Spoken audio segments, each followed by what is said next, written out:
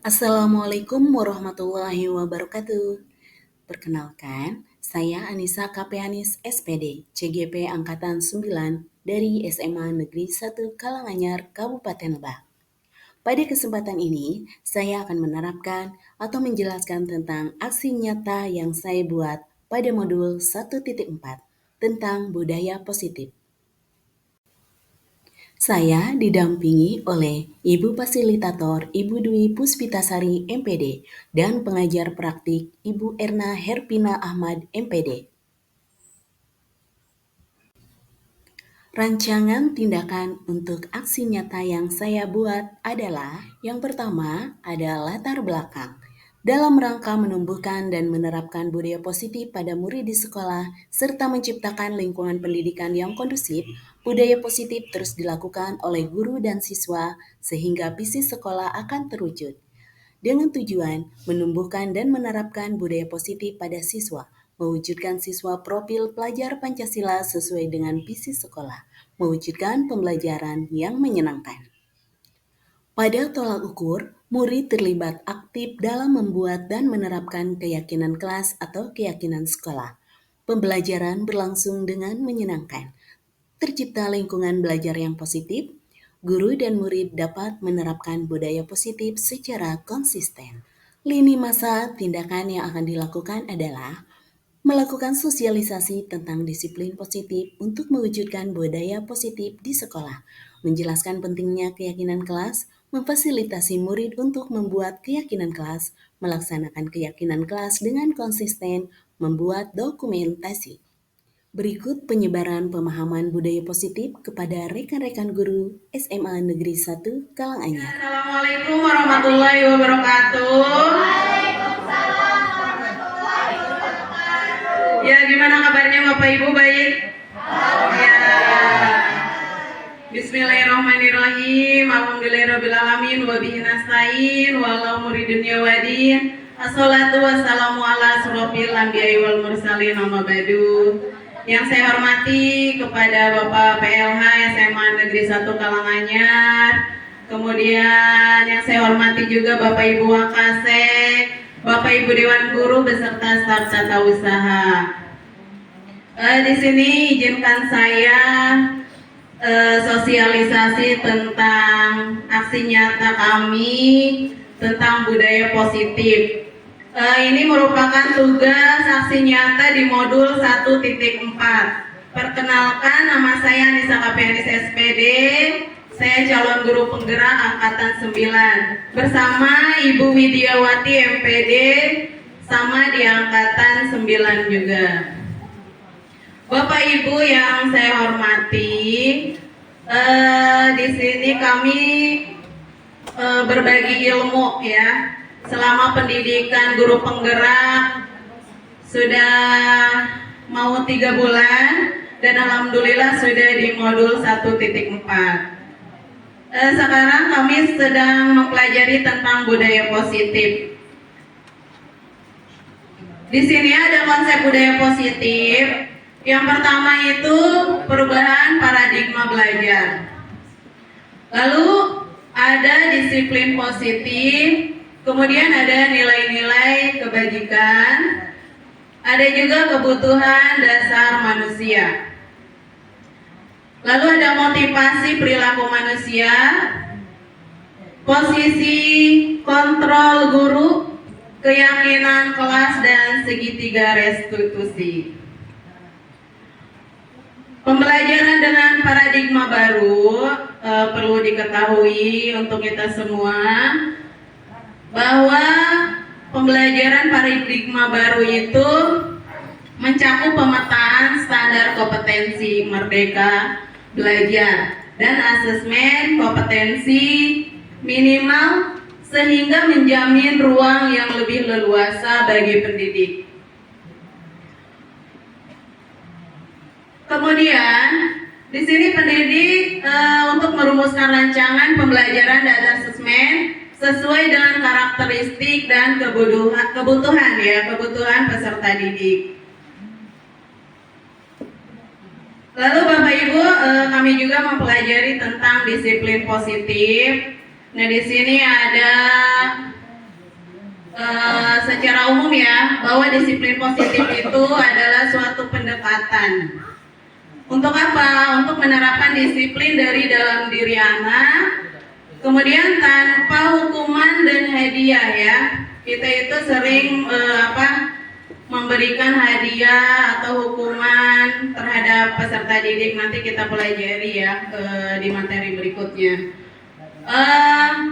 Di sini disiplin positif itu perlu diterapkan baik dalam lingkungan keluarga maupun lingkungan sekolah. Lalu ada pendekatan disiplin positif, bukan mengenal anak atau peserta didik secara langsung, melainkan bagaimana cara kita atau orang dewasa yang memberikan dampak ya kepada peserta didik dengan memberikan atau menggunakan pendekatan disiplin positif, yaitu menitik beratkan pendekatan yang positif tanpa kekerasan.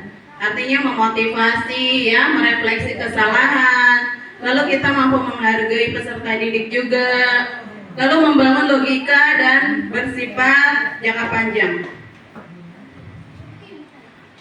Nah, di sini apa manfaat disiplin? Mungkin Bapak Ibu lebih tahu ya manfaat disiplin itu apa. Ini untuk kebaikan peserta didik dan juga kita semua sebagai guru. Yang pertama itu dapat menumbuhkan kepercayaan. Intinya kepercayaan kepada peserta didik, ya, itu untuk disiplin positif. Kemudian dapat mendukung kemandirian. Kemandirian siapa? Tentunya kemandirian peserta didik ya. Dan mereka mempunyai rasa tanggung jawab. Nah, itu dalam disiplin positif. Lalu dapat mendukung lingkungan yang lebih baik di dalam keluarga ataupun sekolah. Ya, ketika peserta didik mempunyai menerapkan disiplin positif, pasti akan mengenal atau ada perubahan pada diri peserta didik tersebut. Nah, di sini ada nilai-nilai kebajikan universal, ya. Sebetulnya kita sudah tahu ya, sudah sering mengenal tentang nilai kebajikan itu ada keadilan, lalu ada bertanggung jawab, ada kejujuran, ya, berprinsip, integritas, dan percaya diri. Nah, ini nilai-nilai kebajikan universal ini yang harus dimiliki ya oleh peserta didik semua. Ada kebutuhan dasar manusia. Kebutuhan dasar manusia itu seluruh tindakan manusia memiliki tujuan tertentu. Semua yang kita lakukan adalah usaha terbaik kita untuk mendapatkan apa yang kita inginkan. Ketika kita mendapatkan apa yang kita inginkan, sebetulnya saat itu kita sedang memenuhi satu atau lebih dari satu kebutuhan lain. Ya, intinya kita itu pastinya membutuhkan ya 5 dasar kebutuhan. Di antaranya 5 dasar kebutuhan itu, yang pertama itu bertahan hidup. Ya, tentu kita pasti harus bertahan hidup ya. Kalau kita tidak makan, kita mampu tidak untuk bertahan hidup? Tidak ya Bapak Ibu. Dan yang kedua itu pakaian ya. Kita sehari memakai baju, besoknya ganti tidak? Ganti ya. Berarti kita pakaiannya harus tercukupi. Tempat tinggal ya, tempat tinggal, kemudian keamanan, kesehatan itu lebih penting. Lalu ada kasih sayang dan rasa yang diterima ya, rasa kasih dan sayang. Ini kepedulian atau berbagi terhadap orang ya, artinya kita kerjasama. Kalau kita kasih sayang, kita kerjasama misalnya dalam kolaborasi kerja kelompok ya dengan teman. Nah itu kan kerjasama, berarti mereka itu punya kasih sayang ya terhadap temannya, mampu berkolaborasi seperti itu. Penguasaan itu ada harga diri, keinginan untuk dianggap dan berprestasi. Next. Nah di sini ada kebebasan Bapak Ibu, anak-anak biasanya kebebasan itu nomor 1 ya, tidak mau diatur, kemudian lebih banyak ke kantin ya, ke kamar mandi, bolak-balik dan tidak betah di kelas. Di sini ada kebebasan, diantaranya mandiri, memiliki pilihan, lalu mencoba hal yang baru, mampu mengendalikan diri. Kemudian ada kesenangan. Kesenangan juga itu bisa bermain, humor, antusias ya, dan tertawa. Ini biasa dilakukan oleh peserta didik kita. Kita harus memberikan kesenangan kepada mereka ya, jangan terlalu serius di dalam kelas. Nah, motivasi perilaku manusia. Di sini perilaku manusia itu ada motivasi ekstrinsik. Motivasi ekstrinsik itu untuk menghindari ketidaknyamanan atau hukuman ya. Biasanya anak kalau terlambat kita hukum ya, betul tidak Bapak Ibu ya. Hukumannya biasanya di pulang sekolah ya, seperti literasi atau menyanyikan lagu Indonesia Raya. Nah itu motivasi ekstrinsik, dan mendapatkan imbalan atau penghargaan. Ada motivasi ekstrinsik, itu menjadi orang yang mereka inginkan dan menghargai diri sendiri dengan nilai-nilai yang mereka punya ya. Jadi ada motivasi ekstrinsik, ada motivasi intrinsik. Nah, motivasi perilaku manusia. Di sini ada hukuman, konsekuensi, dan restitusi. Ada hukuman ya, tidak terencana, tiba-tiba murid tidak tahu ya apa yang akan terjadi, bersifat satu arah. Biasanya ini hukuman dadakan ya, merasa tidak terlambat, ternyata dia terlambat, akhirnya mendapat hukuman itu secara dadakan. Terus ada konsekuensi. Nah ini sudah disepakati ya.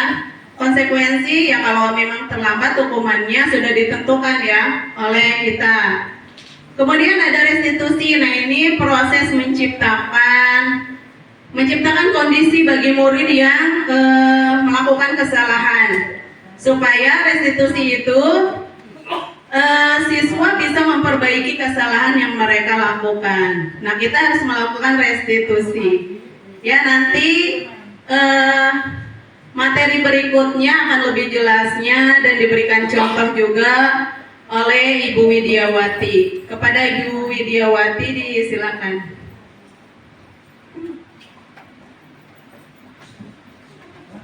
Oke, terima kasih kepada Bu Anissa. Teman-teman, dilanjut ya. Tadi sudah berbicara tentang motivasi secara intrinsik dan ekstrinsik. Di dalam motivasi pada anak itu untuk menumbuhkan rasa motivasi yang intrinsik, itu berarti kita harus mencoba atau mencari sesuatu supaya anak-anak ini termotivasi. Karena tadi ya, untuk penghargaan, Bapak Ibu saya juga baru tahu di kegiatan 1.4 ini bahwa penghargaan atau imbalan itu adalah salah satu motivasi ekstrinsik. Ya, contoh ketika kita sebagai guru, anak maju ke depan, kalau seandainya maju, ibu kasih hadiah atau ibu kasih poin nilai. Nah itu ternyata bisa dijadikan sebagai motivasi, tetapi bagian diri atau bagian ekstrinsiknya atau di luar, dan itu masih jangka pendek. Artinya anak tersebut hanya akan maju ke depan jika ada imbalan atau jika ada reward. Ya, itu salah satunya. Nah, di sini ada 5 posisi kontrol guru ya. 5 posisi kontrol ini adalah di mana posisi guru itu sebenarnya sudah melakukan hal ini ya. Ada penghukum, membuat merasa bersalah, teman, pemantau, dan manajer. Nah, untuk penghukum, kira-kira Apa sih sebenarnya penghukum ini? Penghukum itu adalah hukuman. Jadi kita memberikan hukuman pada anak dan itu tidak ada di aturan atau di tata tertib. Contoh, ketika ada anak masuk ke dalam kelas terlambat. Nah, saya sebagai guru seandainya ada Andi masuk ke terlambat tanpa meminta alasan kenapa dia terlambat, kita langsung suruh Andi untuk ke depan, berdiri dengan satu kaki. Nah, itu adalah hukuman. Jadi secara spontanitas itu adalah dari hukuman atau sebagai penghukum. Jadi guru masih dikatakan sebagai penghukum.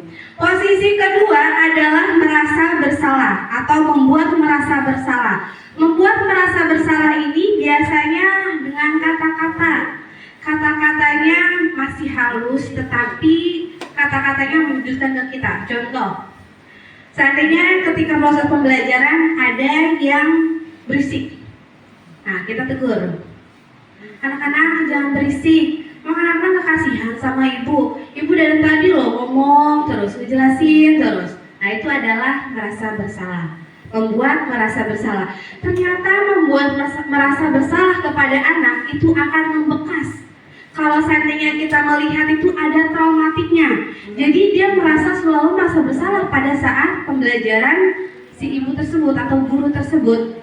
Nah, itu juga salah satu posisi kontrol pada guru yang tidak diperbolehkan atau saat ini penghukum dan membuat merasa bersalah itu sudah tidak diperbolehkan karena akan berdampak negatif kepada anaknya. Nah, untuk sebagai teman ini kita bisa dijadikan guru itu sebagai teman kepada anak murid karena biar lebih akrab, biar lebih bagus atau lebih dekat ya. Tetapi menjadi teman juga akan berdampak kurang baik karena anak akan merasa ketergantungan kepada kita. Jadi ketika dia contoh Andi atau Anissa telat di pembelajaran saya. Anissa, kamu kenapa telat? Bu, tadi habis ke kantin. Oh ya sudah, nggak apa duduk. Itu sudah merasa merasa teman. Jadi dijalan sebagai teman. Tetapi ternyata itu juga kurang baik. Kenapa dalam posisinya nanti siswa tersebut malah merasa akan selalu dibela oleh kita sebagai guru. Itu teman. Terus yang selanjutnya sebagai pemantau. Sebagai pemantau ini dia selalu membuat suatu aturan atau membicarakan tentang aturan dan konsekuensi. Ya. Konsekuensi dengan hukuman itu berbeda. Kalau hukuman itu berupa hukuman fisik ya atau psikis yang secara spontanitas. Kalau konsekuensi itu sudah ada di aturannya, sudah kita buat kesepakatan sekolah atau keyakinan sekolah itu sudah kita buat dalam peraturan. Contoh untuk pemantau, kita sebagai guru menjadi pemantau itu bisa contohnya. Ketika anak terlambat, kita kan terlambat. Mereka tahu konsekuensinya kalau terlambat. Contoh, ketika literasi terlambat. Nah, konsekuensinya apa ini terlambat? Berarti konsekuensinya harus melakukan literasi di akhir jam pelajaran. Nah, itu adalah sebagai pemantau. Seandainya ada Anissa terlambat. Anissa, kenapa kamu tidak mengikuti literasi? Terlambat, Bu. Kenapa terlambat? Banyak alasannya. Tadinya bannya bocor, Bu. Baik, berarti nanti setelah pulang sekolah, Anissa ke ruang piket ya untuk mengerjakan literasi. Nah, itu adalah sebagai pemantau. Artinya ada aturan, ada juga konsekuensi yang harus diterima oleh murid jika melanggar aturan tersebut. Dan yang terakhir adalah menjadi manajer. Menjadi manajer lebih mengkondisikan anak untuk mencari solusi yang ada. Jika ada suatu kasus, ya, ada kasus. Nah, pada kasus ini yang menjadi manajer inilah yang nanti akan memberikan solusi. Contoh, tadi kalau seandainya ada si Andi ternyata pada saat itu dia mengebrak meja. Ya, mengebrak meja dengan kasar kepada Anton dan berbicara kasar. Nah, pada saat itu kalau kita sebagai manajer, kita akan menanyakan, ya, akan menanyakan dan membuat pertanyaan itu sebagai restitusi, dari segitiga restitusi, mulai menstabilkan identitas dan sampai keyakinan. Nanti akan di belakang kayak dari segitiga restitusi. Jadi kalau kita sebagai manajer itu lebih mencari solution atau lebih memberikan solusi untuk anak, ya. Jadi bukan hukuman, bukan lagi konsekuensi, tetapi mencari solusi. Contoh, kalau seandainya si Andi ternyata pas pelajaran saya dia melempar kertas. Akhirnya kita sebagai guru nih, ya kan, pasti langsung, kenapa Andi? Baik, Andi nanti pulang sekolah langsung ketemu sama bapak ya, atau sama ibu ya. Nah, disitulah kita sebagai manajer.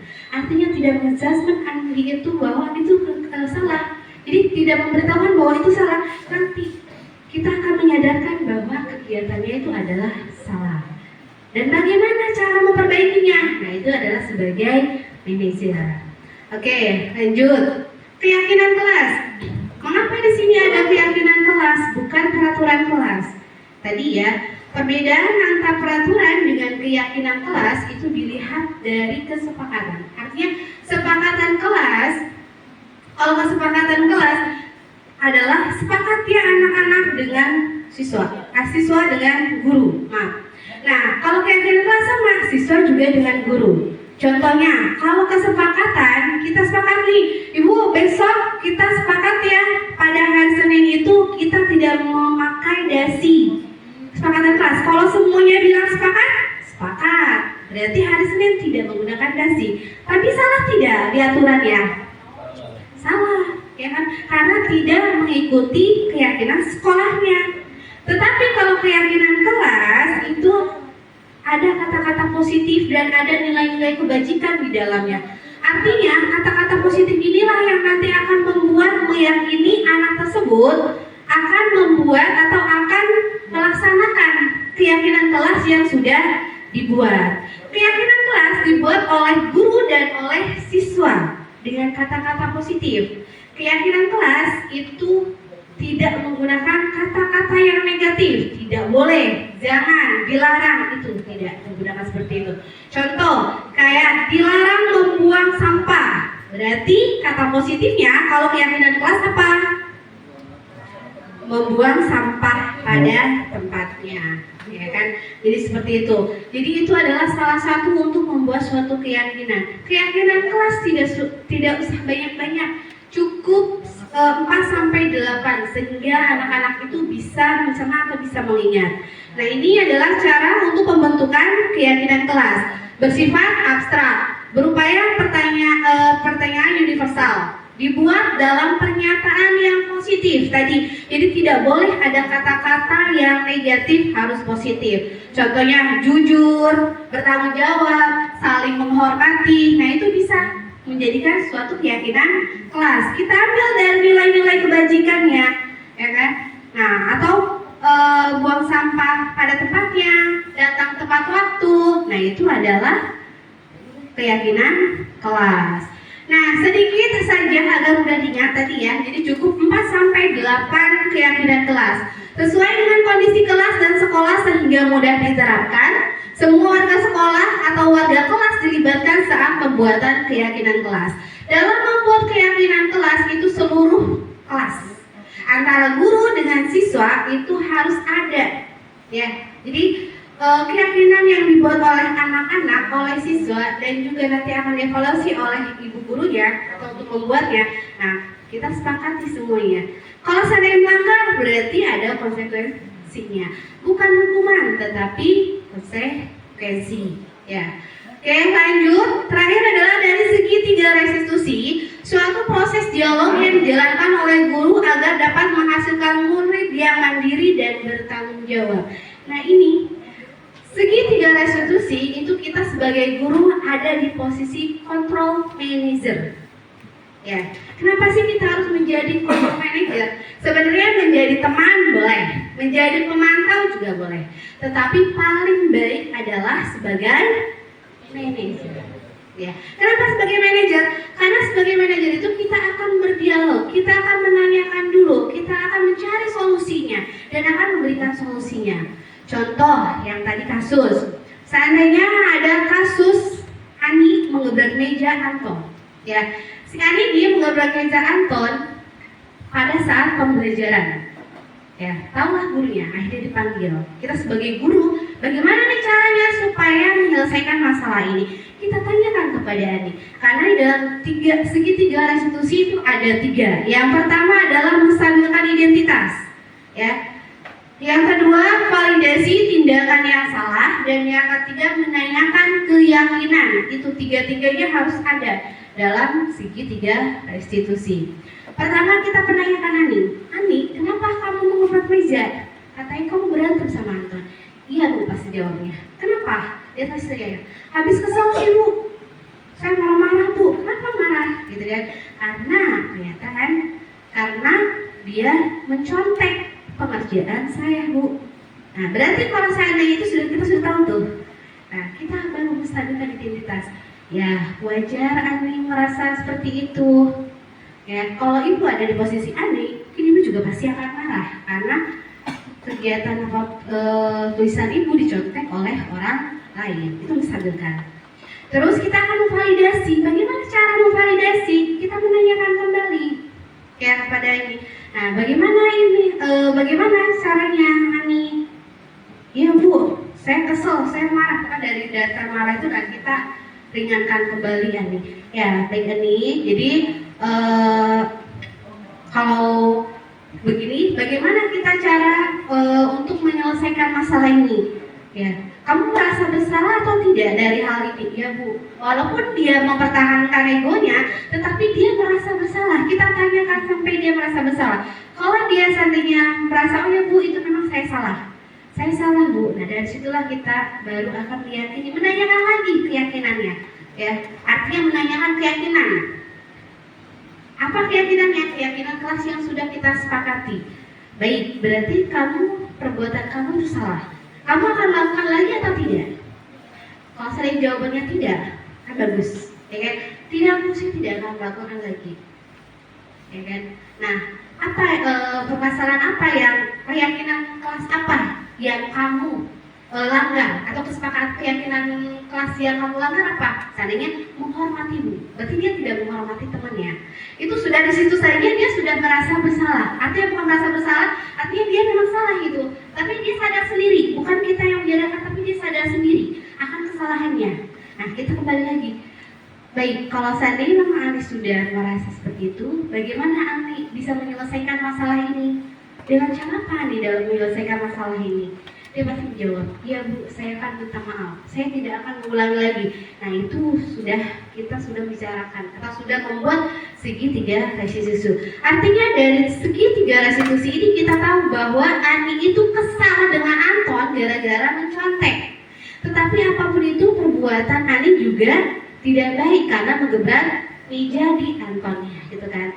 Nah bagaimana caranya supaya menyadarkan Ani bahwa Ani ini perbuatannya tidak baik? Akhirnya kita sadarkan dengan tadi restitusi dan mencari solusinya bersama. Akhirnya yang mendapatkan solusi atau yang mencari solusi siapa? Ani atau ibu gurunya? Yang solusinya? Yang tadi? Ani apa solusinya? Yang solusinya tadi itu gurunya apa Ani? Kan tadi kan saya menanyakan gini, keyakinan kelas apa yang sudah Ani langgar? Tidak menghormati Bu, tidak menghormati teman, ya kan? Oke, itu keyakinan kelasnya. Nah setelah itu, ibu yang tanya lagi, berarti Ani bagaimana cara menyelesaikan masalah ini? Ya kan? Ditanya lagi sama gurunya. Aninya menjawab, saya akan minta maaf Bu, saya tidak akan mengulangi hal itu lagi. Sekarang saya tanya, kira-kira yang menyelesaikan masalahnya ibu gurunya atau Aninya? Aninya yang menjawab. Jadi dia sadar, tapi dia juga mencari solusi untuk dirinya sendiri, ya kan? Nah itu adalah segitiga restitusi. Kalau salah satu nih, ada salah satu contoh aja nih dalam posisi kontrol.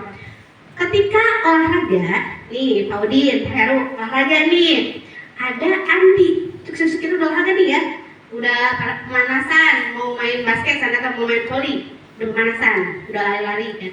Ada Andi datang, Oke, Andi dari mana? Maaf Pak, terlambat. Ya udah, berarti kamu sekarang lari keliling seandainya 5 kali. Itu Mbak Heru itu sebagai penghukum Bukan.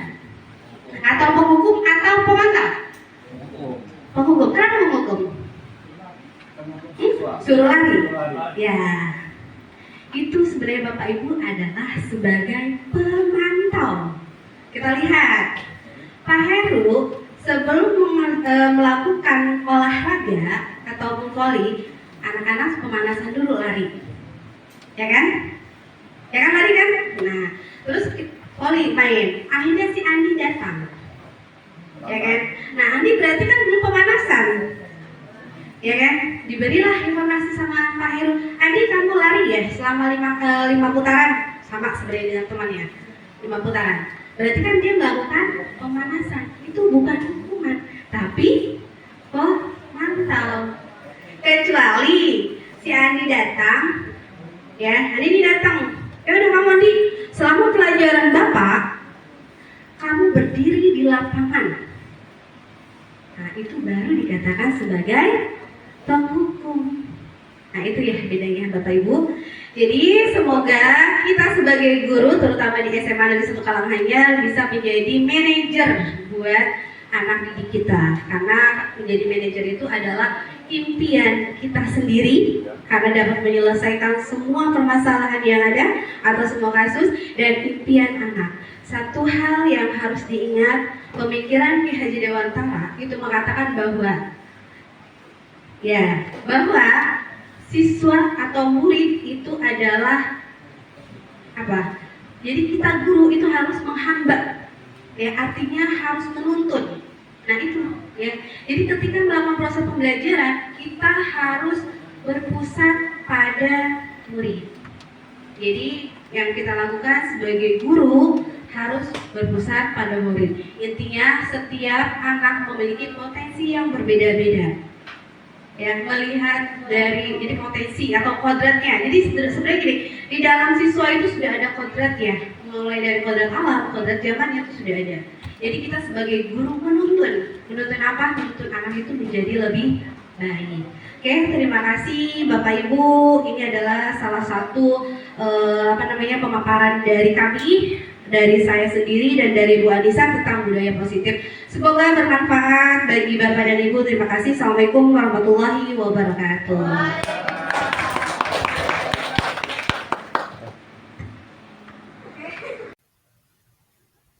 Ini adalah dokumentasi diseminasi budaya positif yang saya lakukan pada sosialisasi budaya positif kepada rekan-rekan guru sejawat.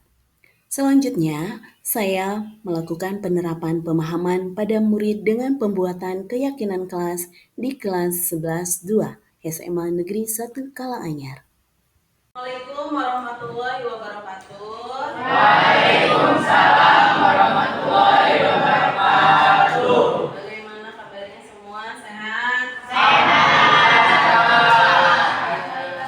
Ya, alhamdulillah. Hari ini kita akan membuat keyakinan kelas ya. Siapa yang tahu keyakinan kelas seperti apa? Coba tunjuk jari. Ayo Hanafi. Keyakinan kelas salah satunya apa?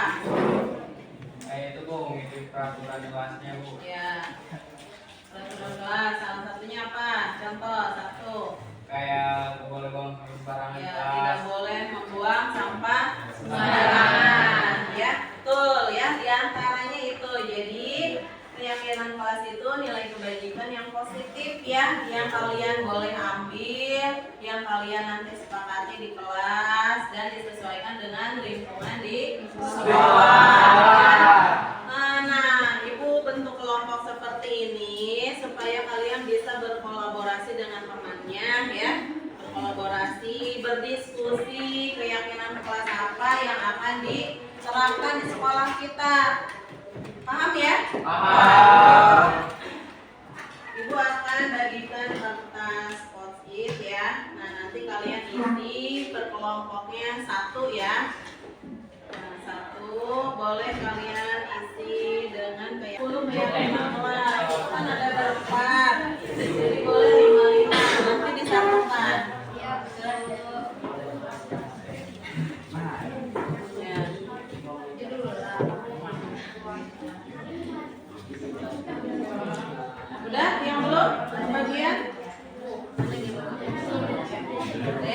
Silakan kalian diskusi dengan temannya keyakinan kelas apa yang nanti akan disepakati ya oleh kita bersama. Nanti boleh yang sudah ditempel di depan.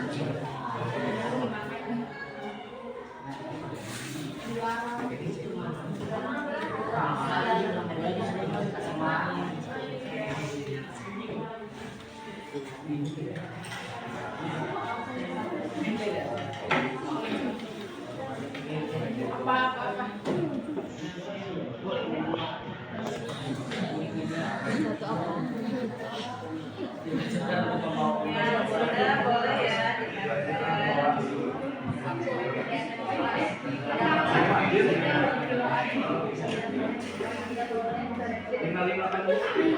Nanti kalau sudah mengisi keyakinan kelas yang sudah disepakati bersama nanti kita tulis di sini ya poin 10 itu dan tulis nama yang nama siswa kita di sini ada berapa ya. Ada nama juga. Ini bukti untuk kalian sudah menyepakati keyakinan kelas yang kalian buat ya. Baik, Bu.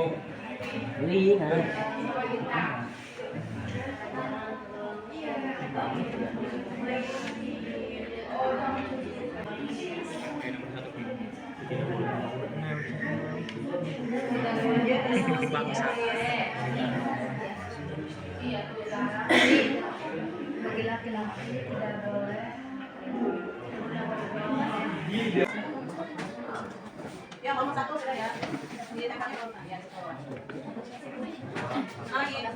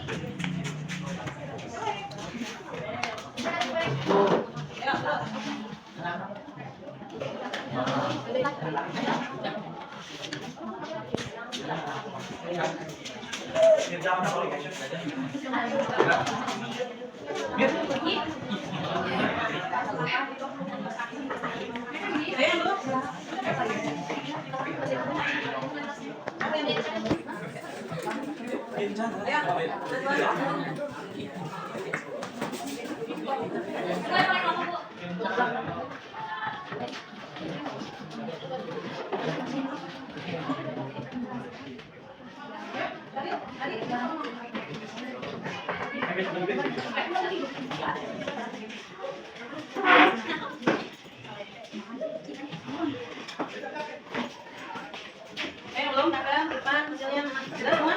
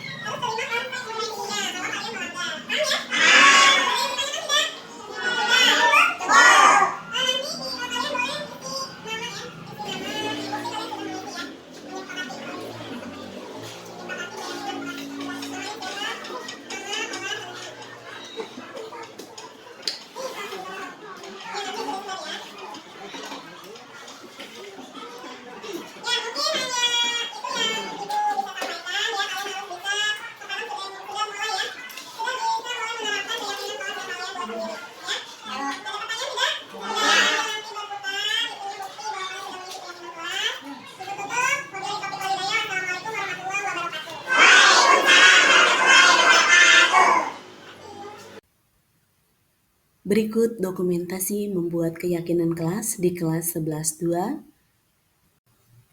Ini adalah bukti penandatanganan siswa yang sudah melakukan keyakinan kelas. Lalu, keyakinan kelas yang dibuat diantaranya adalah disiplin, bertanggung jawab, saling menghargai dan menghormati, tolong-menolong, meminta izin keluar kelas, membuang sampah pada tempatnya, datang tepat waktu. Assalamualaikum warahmatullahi wabarakatuh. Saya Nesya Aftania, rekan sejawat dari Ibu Anissa Kapianis SPD, CGP Angkatan 9. Saya sudah menerapkan budaya positif berdasarkan hasil sharing dari Ibu Anissa Kapianis. Semangat Bu Anissa untuk pendidikan pada modul selanjutnya. Semangat! Warahmatullahi wabarakatuh. Nama saya Siti Anita, kelas 11.2, sekolah di SMA Negeri 1 Karanganyar. Saya sudah membuat keyakinan kelas bersama teman-teman kelas, dipandu oleh Ibu Anissa Kapianis. Dan pada hari ini, kami sudah memulai menerapkan keyakinan kelas yang sudah disepakati. Keyakinan kelas yang kami dibuat diantaranya: 1. Bertanggung jawab, disiplin, saling menghormati, damai, dan membuang sampah pada tempatnya. Terima kasih kepada Bu Anissa yang sudah mengandu kami membuat keyakinan kelas. Semangat terus untuk Bu Anissa yang sedang melaksanakan pendidikan guru penggerak Angkatan 9. Wassalamualaikum warahmatullahi wabarakatuh. Demikianlah modul 1.4 atau aksi nyata yang telah saya buat. Terima kasih. Salam guru penggerak. Wabillahi taufiq wal hidayah. Wassalamualaikum warahmatullahi wabarakatuh.